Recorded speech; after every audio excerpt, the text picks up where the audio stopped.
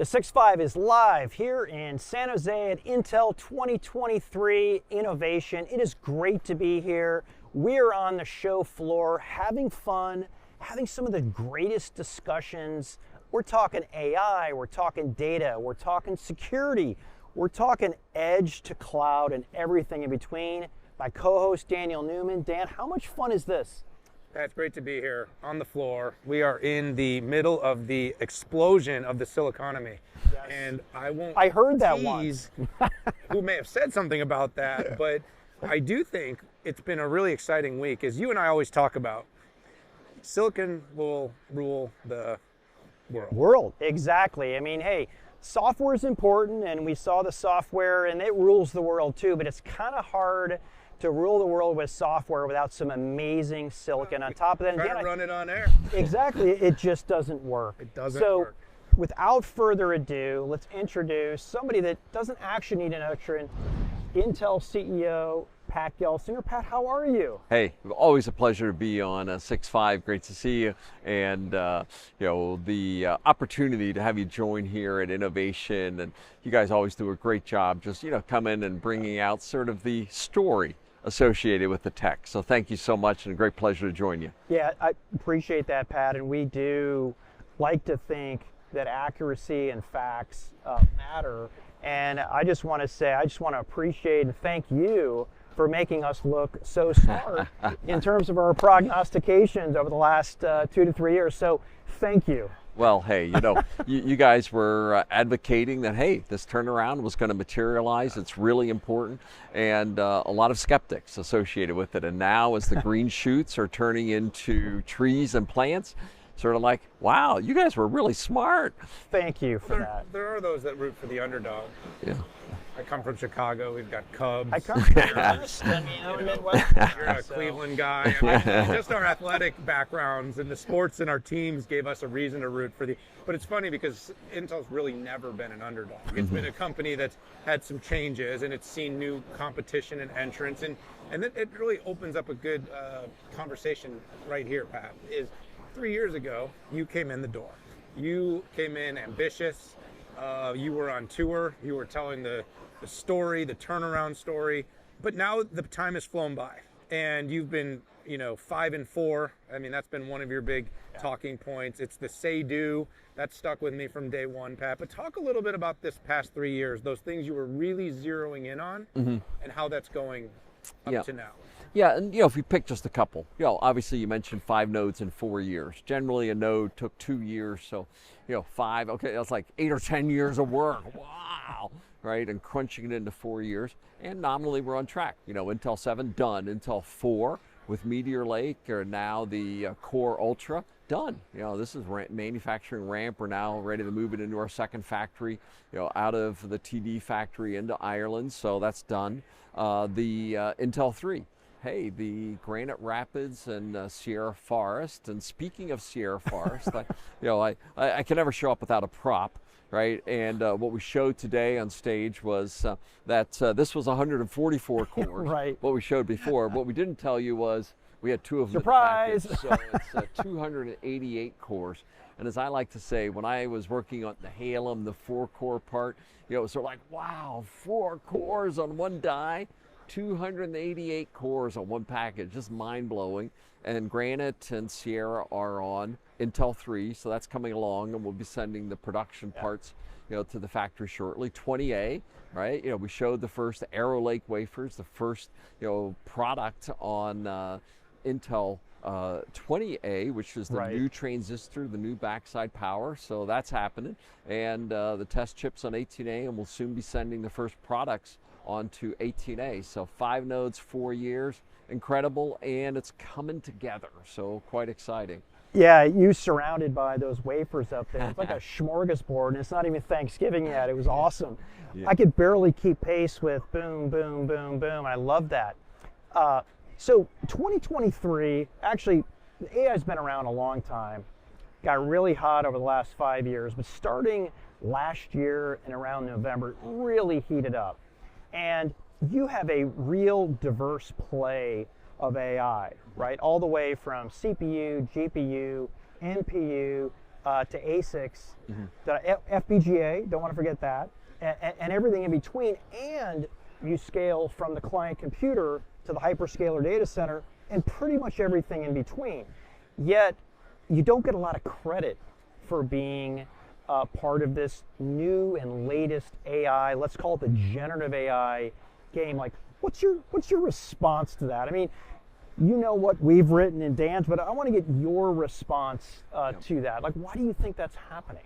Well, first let's characterize the market a little bit, and I call it the AI continuum, right? And the energy, the action has been on these very big systems, right, that are creating these training environments. And why don't we get credit? Well, because we're not particularly represented there, and that's where the hottest of the hot has been, right? And then you sort of say, well, what do I do with those models?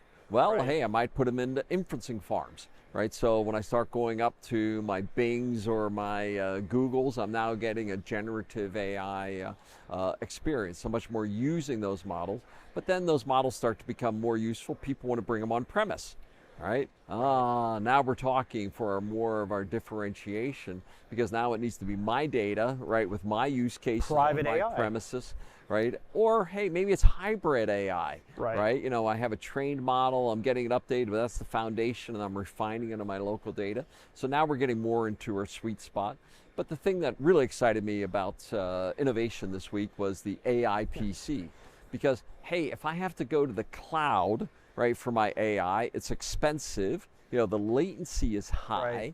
Right, as I'm going up there, and I break the sovereignty of my data, right, to go do that. So this idea of pushing it downward, and I call it the 3 laws of edge and AI, right? You know, the laws of physics, round tripping, laws of economics, expensive resource in the cloud, and finally the laws of the land. And that's going to push more and more of AI to the edge and to the client. And we showed off some pretty cool demonstrations today as Meteor Lake, our Core Ultra, comes to market. And I think as that AI continuum takes shape, we're going to get a lot more credit, and we're going to compete at the high end as well. I love that. Yeah, it feels like the AI world wants to say AI's been determined, like it's done. And I think this is one of the things I took away from, listening to you and just from our assessment of the overall industry, Pat, is that this is like, we're still in warmups. Yeah. Like the fans aren't even in the stands. We keep with these sports analogies a little bit longer. The concessions are just like heating up the dogs. And what I mean is, like, we really are very early. And, like, for instance, training is all the rage right now. So, of course, there's some companies that are selling lots of GPUs for training, and everyone's like, that's it. That's the world. But when you talk about what you just talked about, Pat, so much of the AI is going to be inferencing. It's going to be either done on the device, at the edge, in an application. Most of that could be done on a CPU. And by the way, I remember Intel telling this story 5 and 6 years ago, talking about DL Boost and SAP workloads and all the things. Yeah. It's almost ironic that we've gone full circle, but people are still trying to make it such a one horse race. And with that, I mean, there's a lot of energy there, a lot of excitement there. I understand that as well. But hey, you and I, we've been through many of these hype cycles in the industry. But I really believe that this idea of AI everywhere is so powerful, where you truly start to see these use cases, much more inference, retraining of models on local data. Also what we call nimble models, right? Hey, what do I do with a 1 trillion parameter model, running on the biggest supercomputer that's ever been built? Well, I can't do a lot with it, right? Hey, but if I can make it, 1 billion parameters and put it on a couple 100 million PCs, now I can do a lot with it. And that idea of, big models getting compressed and, pushed out to the edge. The analogy I use is, how many of you generate weather models? How many of you use weather models? Right. And the answer is, hey, a few generate, these super big things, but then it's all a question of how do we use it? How do we bring it, to every TV station, to every, supply chain, to every delivery person, to every Uber driver? Okay, that's what we're talking about. That's AI PC, and that's AI everywhere. And I think Intel will have a great opportunity here as we compete at the high end, but deliver it in volume. AI everywhere, for every application, on every device, for everyone.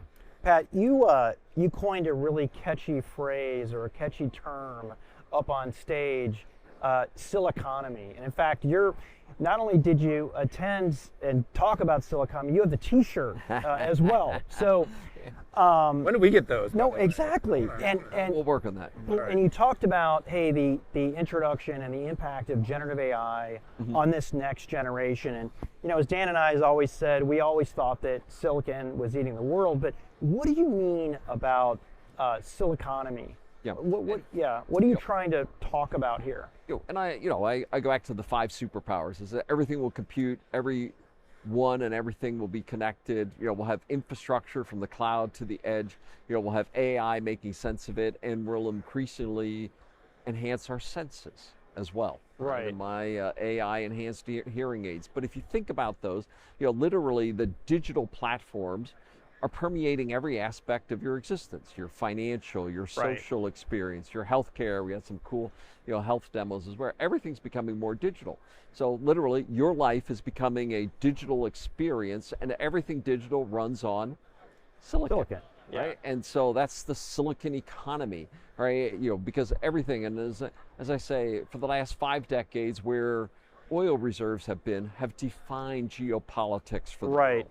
Where technology supply chains and where silicon is will define geopolitics for the next 5 decades. It's that important. So it truly is a silicon-based economy. And then the last piece of that is who rules. Yeah. Is it political leaders? Is it business leaders?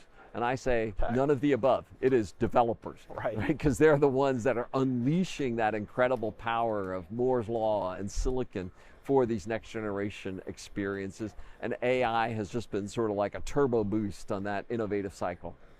It's interesting because, I said rule the world, eat the world. Yeah. One thing we can all agree upon, though, is that this layer of silicon is what's changing, and everything that's being built on top of it starts here. And it starts with companies like Intel that are really thinking about it from hardware to software. And I think it's often the company gets all the credit for hardware and kind of none of the credit for software. But you've been doing software for a long time, and you have a very loyal, we sat and watched the keynote, a packed room full of developers, and you made that comment, Pat. You made the comment and you said developers will kind of be the winners in this thing. They have the biggest opportunity to really drive this future. Talk a little bit about how you've come to that. Some people are saying AI will relieve programmers from needing to exist anymore. So you obviously, I'm not saying we agree, I'm just saying we hear it. You clearly believe in this group, in this audience, and you stood up on the stage and you really said, this is your time. Yeah, and with that, it really is, the hardware now becomes this enabler, and I always say software-defined, silicon-enhanced.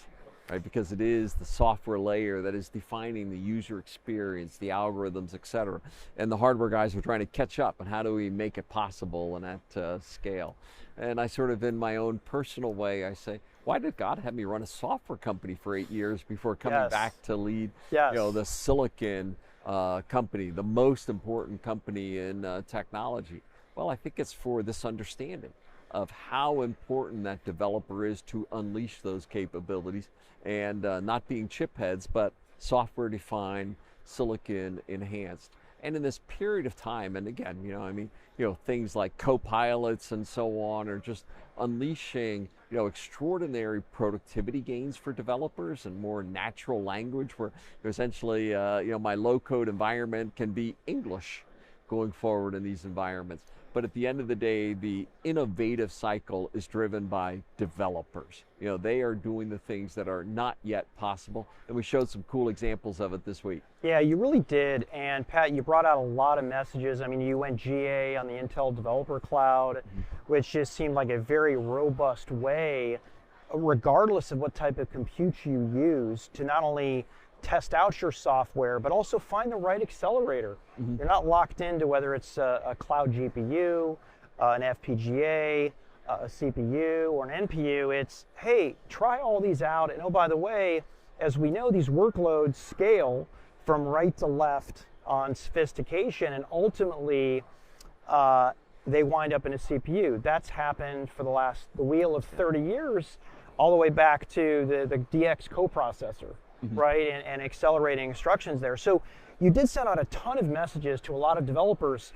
What are some of the key points, if you have to solidify the messages over the last 24 hours, that you want to send to developers, because you really are bidding for their hearts and their minds and their time and their dollar investment. Yeah, and what we said is open, right? We're going to be this open platform, committed to open standards that they're going to be able to build upon. Not closed, not proprietary, committed to open. That we're going to give choice, right? We're going to give choice of CPUs, GPUs, accelerators on the edge, and so on for it. And we're going to build trust, right? And trust gets to be super important here. If I spent, $20 million, building my AI model, right? Do I want it to get ripped off? Do I want it to be exfiltrated because it's been trained with my proprietary data associated with that? So I want to trust it. And we're making these commitments to our customers so that they can go develop on DevCloud, right? And we're going to have CPUs, GPUs, accelerators, et cetera. We also showed and we announced, for instance, Openvino is now being supported with ARM. Right. And another people. I heard cheers, by the way. And everybody was sort of like, huh. Right. They're working with ARM. Right. Don't you guys compete? And it's like, in some domains we do, but in other domains this partnership is very important. Right. For that. And as we're working to make our one API and enable Pythonic programming at scale, how do we get high performance implementations? Yeah. Because ultimately most of these app developers, hey, they're sort of saying, hey, I need more compute in the store. I never want to touch my app. Right. And Openvino gets to say, got it. Right, we're just taking advantage of the next generation accelerators. We're downloading the updated models. And how do you make it that frictionless way that they can take advantage? And those are all the things that we rolled out this week. But fundamentally, open choice and trust. That's our message. Open choice and trust. Powerful. All right. So, bonus question. I think we went quick enough that we can get them for one more. I want to talk a little bit about the geopolitic environment, macro of all the things you're doing from a foundry, from a developing and expanding capacity. We've had a crazy couple of years, Pat, and you highlighted it a little bit here, but we had the CHIPS Act. You've made huge commitments to build out more capacity in Oregon, New Mexico, Arizona, Ohio, and of course overseas too. How is that developing? It felt like it was this big seminal moment. Everyone focused it. We saw all the photo ops with President Biden, and then all of a sudden it's like, where'd this go? Pat and Dan or Pat and Biden? Yeah, and sorry, but yes, Joe was busy. Mr. President Biden was busy, but no, but kind of where's that evolved to? Because it feels like it got quiet. And first, the first thing I would say is if we were sitting here 2.5 years ago as we began this journey, and I said, you know what we're going to get done? We're going to get the most seminal industrial policy legislation since World War II completed in the next 2 years. And we're going to do it in US and in Europe. You would have looked at me and says, are you an idiot? IDM 2.0. Right? And we did. Yeah. Right? So for just the significance of that. And, even as things have been a little bit more quiet, it was just a couple of weeks ago that the EU Commission approved the EU CHIPS Act, and it was a nail-biter vote, 587 to 10. All right, the political processes, the approval processes take a while. In the U.S., we've now submitted our 4 applications to the CHIPS Program Office. They did the rulemaking, and now we can apply against it. So those just are in their office right now. And I've said to them very clearly, I have funds from this in my business plan for this year. Right. So we've been working very closely, and as those come, forward, that'll be a very visible moment as well. We've launched all of the programs that we said our 4 sites in the U.S., Germany, Poland, and the completion of the Ireland site, Malaysia site. This is aggressive, crazy building cycle. And if you show up at those sites, and just if you think about one of these manufacturing locations, you have the largest construction project occurring in the world today at these sites. So the biggest cranes, the biggest trusses, more concrete, 6-foot ball fields big, building the smallest things that have ever been built. So the biggest construction, doing the smallest things on earth. It really is spectacular. And that's the journey we're on. And, I'm thrilled with the progress you're making, that the teams are making across the sites and the projects. and we're building supply chains in the Americas, supply chains in Europe, to complement what we're doing in Asia. This is profoundly important for the world, and we are getting it done. Yeah, I just couldn't believe the IDM 2.0 announcement in what you were saying you were going to do. And it's funny, in retrospect, what a good decision that was for so many reasons. And what some people can't fully appreciate is how many years in advance that these decisions have to be made, and how early the investment has to be made to have goodness down the line. And it's important for the country, it's important for the world to have a protected supply, a competitive supply of microprocessors everywhere. And I think we all learned that over the past 2 or 3 years. So, Pat, I want to thank you so much for the time. It's always a treat when we can get you on the 6.5. Appreciate all the time you spend with us, not only in our capacity at the 6.5, but also as industry analysts. We sincerely appreciate that. Hey, thank you both. Always a pleasure to be with you guys. Yeah, thank you. So this is Pat and Dan, Little Pat, Big Pat, Daniel Newman here for the 6.5 at Intel Innovation 2023, live in San Jose. We want to invite you to tune in to all of the videos that we shot here, all the amazing conversations and the insights. So hit that subscribe button and take care.